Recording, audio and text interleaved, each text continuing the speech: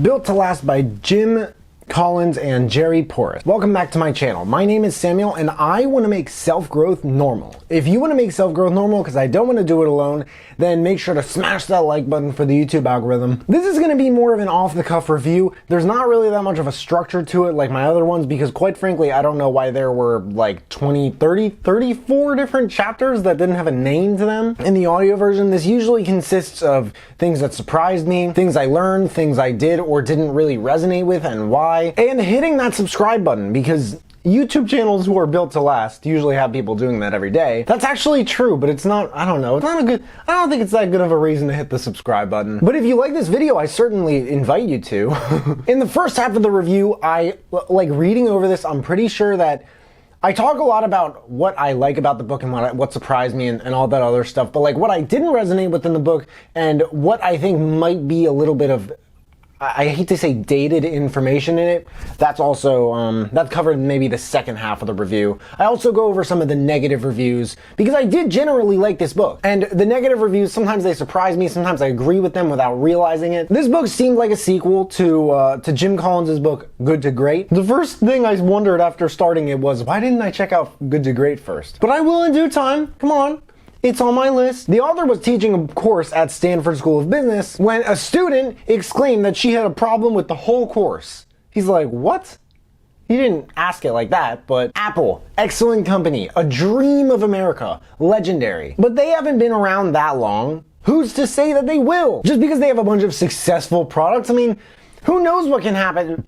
Excuse me, just because of what they've endured so far? How do we know that they're built to last? And why teach about companies like them if we don't know? What separates long-term successful companies from others? The author eventually figured this out, but it took him 6 years of research.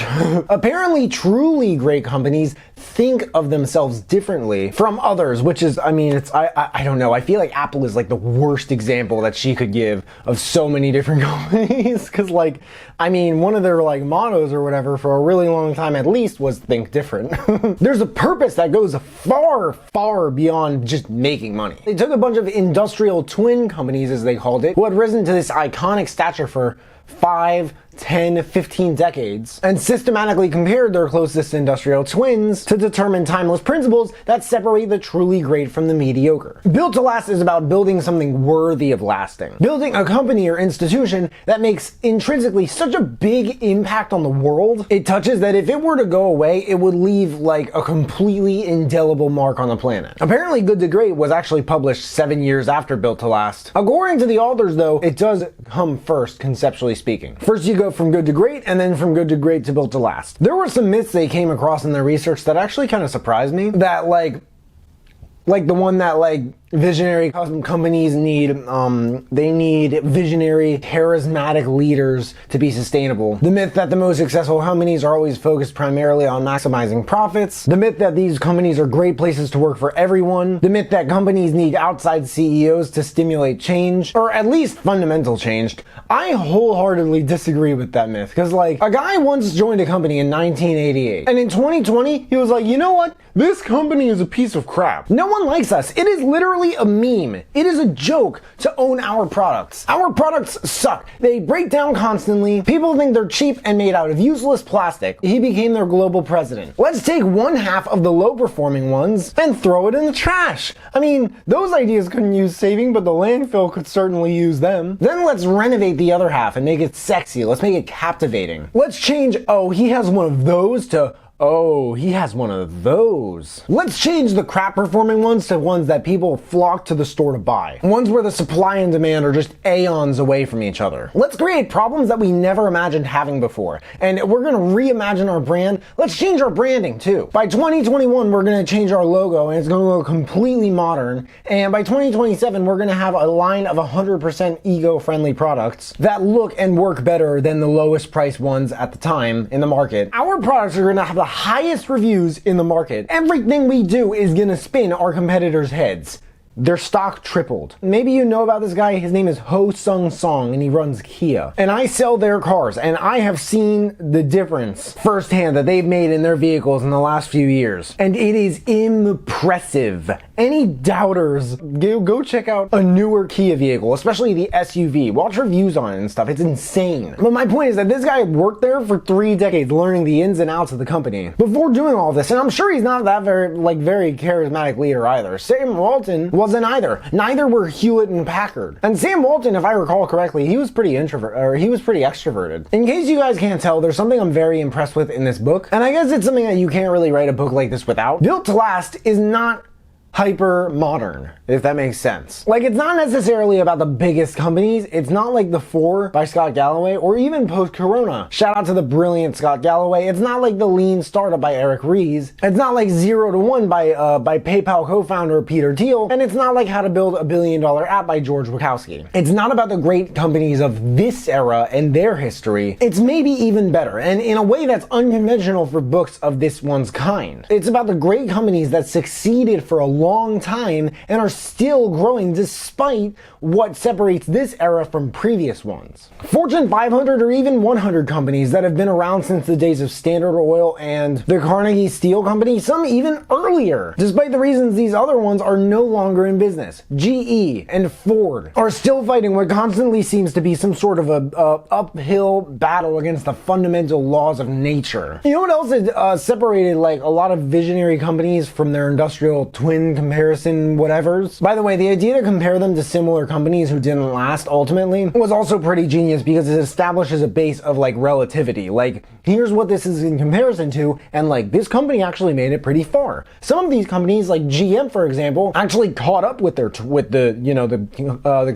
visionary company that the authors compared it to, like, GM and Ford. I think Ford's a little bit ahead of GM right now, but GM definitely caught up at some points. Maybe I'm biased, I sell their cars too. Back on topic, visionary companies actually started with ideas that weren't really all that great. Texas Instruments started with something that had to do with oil. Weren't they making calculators for some time? Disney's first animation was called Alice in Cartoon Land. Boeing's first project failed so miserably that he had to make furniture for some time just to stay alive. A lot of these companies also seem to put beliefs before products. Not to put a preachy spin on this, but the companies function on the inside almost like maybe religions. Rather than corporations, maybe not cult-like, unless that's your forte. But you get my point, hopefully. They practice beliefs over policies, products and goals, and practices. Some people might say this is outdated information. What I will agree with is that there are companies who have frighteningly surpassed the valuations of those in this book. What? There's no way! But what those companies did, they did it very, very fast. But you know what?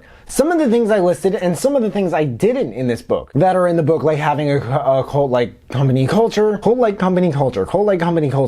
Is that a tongue twister? I don't know. Try it yourself. Please let me know in the comments. And the series of beliefs about the company that are beyond just like the product and the brand and all that, and a great brand as opposed to just a couple great ideas, you can find those in just about all those very quickly growing companies. And it's also very strange to me how those companies are written about more nowadays than the ones in this book. And I don't think that's a bad thing. I just want to speak on this for a sec because it is literally important. Kind of unlike what I learned about the Walmart philosophy in Made in America by Sam Walton. Contrary to that, at least the newer Walmart employees, those ones who I was just describing, they don't really seem to value the customer experience that much. I have run into ones who would they would be on the ball and they really wanted to help me out. But I don't think this has anything to do with minimum wage increase. I really don't. Walmart has yet to increase their minimum wage. Target doesn't, for example. Their minimum wage now is $15 and they have been around for over a century. I don't know why they're not mentioned in this book because they seem to be doing pretty well. Founded in 1903 as Goodfellow Dry Goods. Oh my gosh, that's what you ever bought like a shirt from Target or recently and it says Goodfellow on the back? That's what that is. But you don't hear that about Amazon employees. The ones who don't value their jobs, they're cut from the roster with a steak knife. Maybe not a steak knife. And what's really strange to me is I swear that I've seen somewhere that Jeff Bezos has said at some point he sees Amazon failing and going bankrupt like not much more than 30 years from now. What's strange is how obsessed he is with the long term despite this. What's strange is that Apple, who the student brought up in the beginning of the book, compared to Amazon, Facebook, Facebook and Google is the company most likely to see the 22nd century. According to Professor Scott Galloway, who he analyzed the similarities and differences between the companies and put them into a book called The Four, which I think I mentioned before, one of my favorite books ever. I can't help thinking that Built to Last takes technological disruption and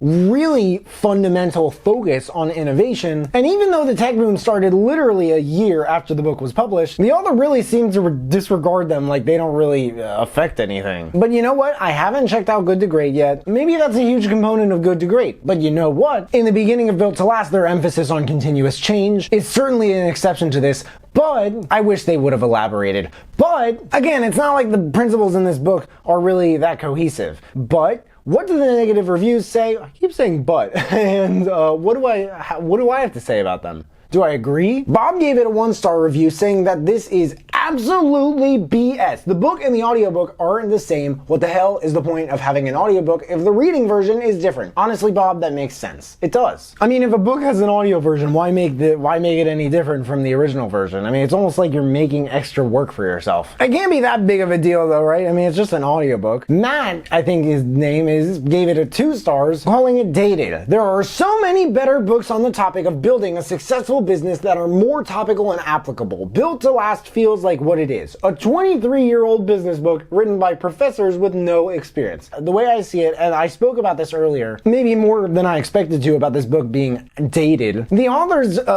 predicted that Walmart's going to be the first $1 trillion company. The last time I checked, there are now 3 companies in the world that are worth more than $1 trillion. And last time I checked, Walmart still is not one of them. What, like almost 30 years later, Walmart still is not one of them. But another one of them is worth over 2 now. And it's the one that the student in the beginning of the book was questioning whether it was built to last. So that's weird. I wonder why that is. And I hope that's not like my inner Apple fanboy speaking, but as far as the 23-year-old book written by professors with no experience, there are 2 types of teachers in the digital age: experts and knowledge reporters. And professors are typically knowledge reporters. They don't have practical experience, but why is it that people finish their classes and start like world-class businesses? Because the professor researches the hell out of the field of business. They learn everything there is.